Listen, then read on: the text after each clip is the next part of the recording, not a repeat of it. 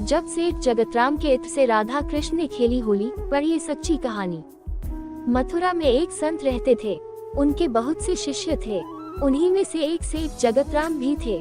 जगतराम का लंबा चौड़ा कारोबार था। वे कारोबार के सिलसिले में दूर दूर की यात्राएं किया करते थे। एक बार वे कारोबार के सिलसिले में कन्नौज गए।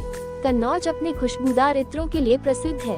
उन्होंने इत्र की एक महंगी शीशी संत को भेंट करने के लिए खरीदी। सेठ जगतराम कुछ दिनों बाद काम खत्म होने पर वापस मथुरा लौटे। अगले दिन वे संत की कुटिया पर उनसे मिलने गए।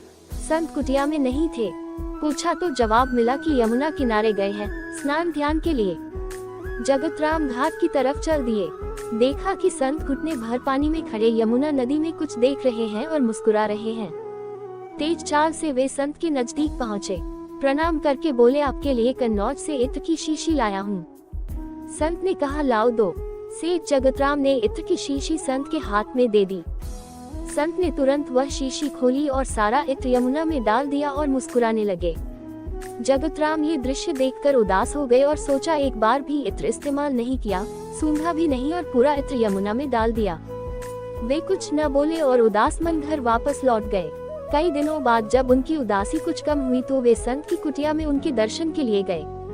संत कुटिया में अकेले आंखें मूंदे बैठे थे और भजन गुनगुना रहे थे। आहट हुई तो सेठ को द्वार पर देखा। प्रसन्न होकर उन्हें पास बुलाया और कहा, उस दिन तुम्हारा इत्र बड़ा काम कर गया। सेठ ने आश्चर्य से संत की तरफ देखा और पूछा, मैं कुछ समझा नहीं।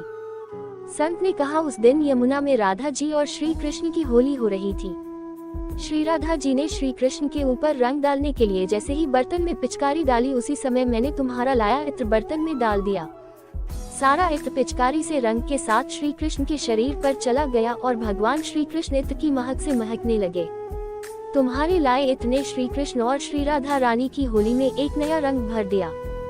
तुम्हारी वजह से मुझे भी श्री कृष्ण और श्री राधा रानी की कृपा प्राप्त हुई।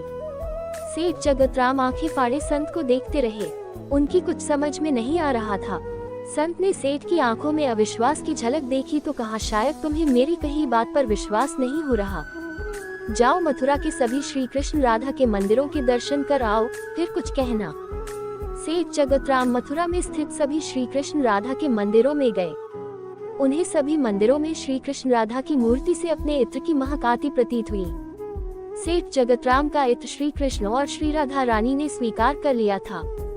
वे संत की कुटिया में वापस लौटे और संत के चरणों में गिर पड़े।